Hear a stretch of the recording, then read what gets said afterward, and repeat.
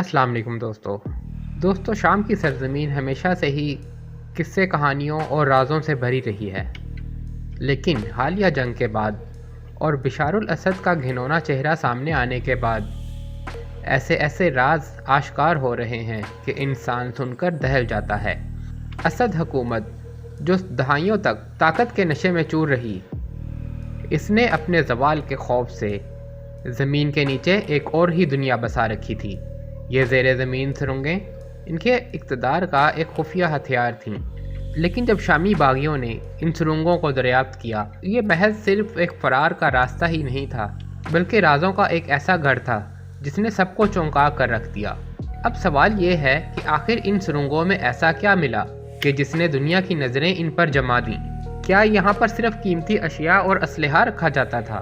ان کے اندر وہ حقیقت چھپی تھی جو اسد حکومت کی بنیادوں کو ہلا سکتی تھی۔ باغیوں کے لیے یہ دریافت نہ صرف ایک فتح تھی، بلکہ ایک ایسی کہانی کا آغاز تھا جس نے شام کی تاریخ کو بدل کے رکھ دیا۔ آج ہم ان سرنگوں کے اندر جھانکیں گے، لیکن ویڈیو کا باقاعدہ آغاز کرنے سے پہلے آپ سے اتنی سی گزارش ہے کہ اس ویڈیو کو شروع سے آخر تک ضرور دیکھیے گا، کیونکہ یہ ویڈیو آپ کے رونگٹے کھڑے کر دے گی۔ اور اگر آپ چینل پر نئے ہیں تو چینل کو سبسکرائب ضرور کر لیجیے گا۔ باغیوں نے جیسے ہی ان سرنگوں کے اندر قدم رکھا، ان کے سامنے ایک حیرت انگیز منظر تھا، جو نہ صرف اسد حکومت کے زوال کی کہانی بیان کر رہا تھا، بلکہ ان کے اقتدار کی حقیقت کو بھی بے نقاب کر رہا تھا۔ ایک کمرے میں مختلف اقسام کے اسلحے کا ذخیرہ تھا۔ ایسے ہتھیار موجود تھے جنہیں جنگی حالات میں استعمال کیا جاتا تھا۔ ان ہتھیاروں کی اقسام اور ان کی تعداد نے باغیوں کو حیران کر دیا کہ اسد حکومت نے اپنے دفاع کے لیے کتنی تیاری کر رکھی تھی۔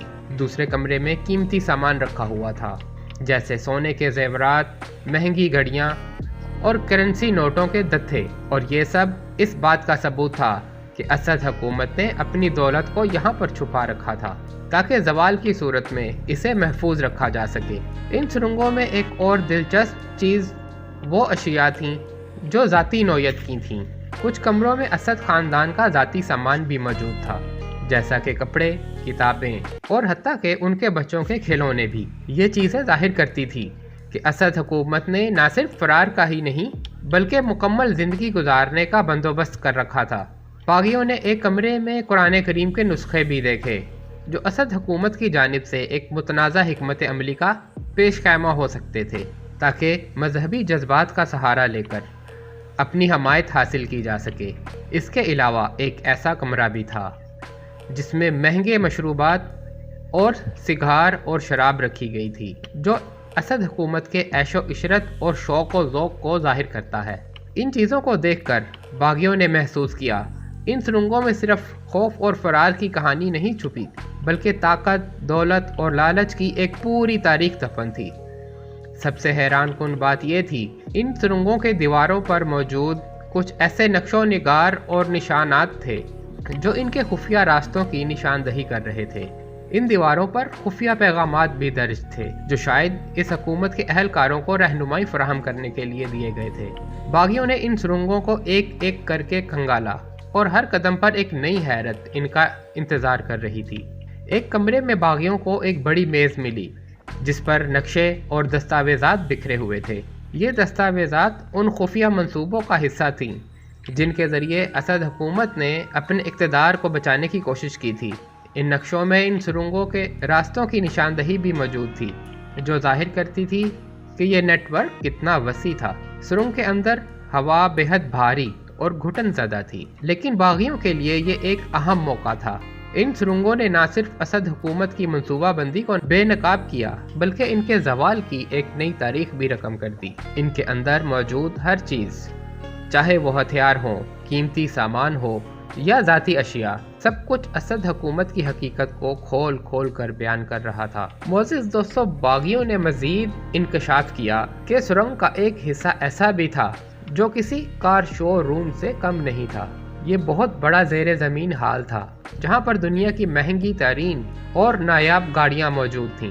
ان گاڑیوں کو دیکھ کر ایسا محسوس ہوتا تھا کہ جیسے یہ کسی رئیس اور عیش و عشرت کے دیوانے لوگوں کی ہوں۔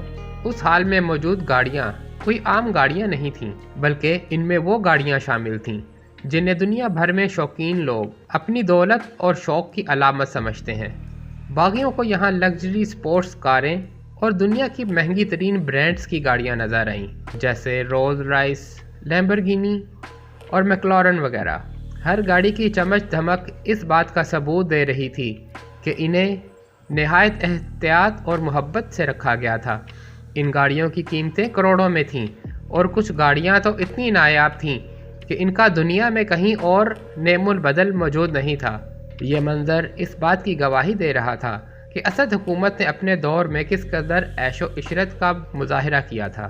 باغیوں نے اس حصے کو دیکھتے ہوئے کہا کہ یہ حال اسد حکومت کے اقتدار کی وہ تصویر پیش کرتا ہے جو عوام کے سامنے شاید کبھی بھی نہ آ پاتی۔ جب باغیوں نے اسد حکومت کے محل کے نیچے خفیہ سرنگوں کو مزید کھوجا تو ایک اور ناقابل یقین انکشاف سامنے آیا۔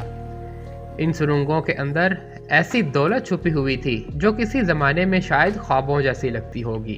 یہاں سونے کے بسکٹس، سونے کی بنی ہوئی نایاب مورتیاں اور دیگر قیمتی اشیاء موجود تھیں، اور یہ سونا اتنا بھاری مقدار میں موجود تھا کہ باغیوں کو یقین کرنا مشکل ہو گیا کہ یہ سب کچھ کسی ایک جگہ پر کیسے چھپا ہو سکتا ہے۔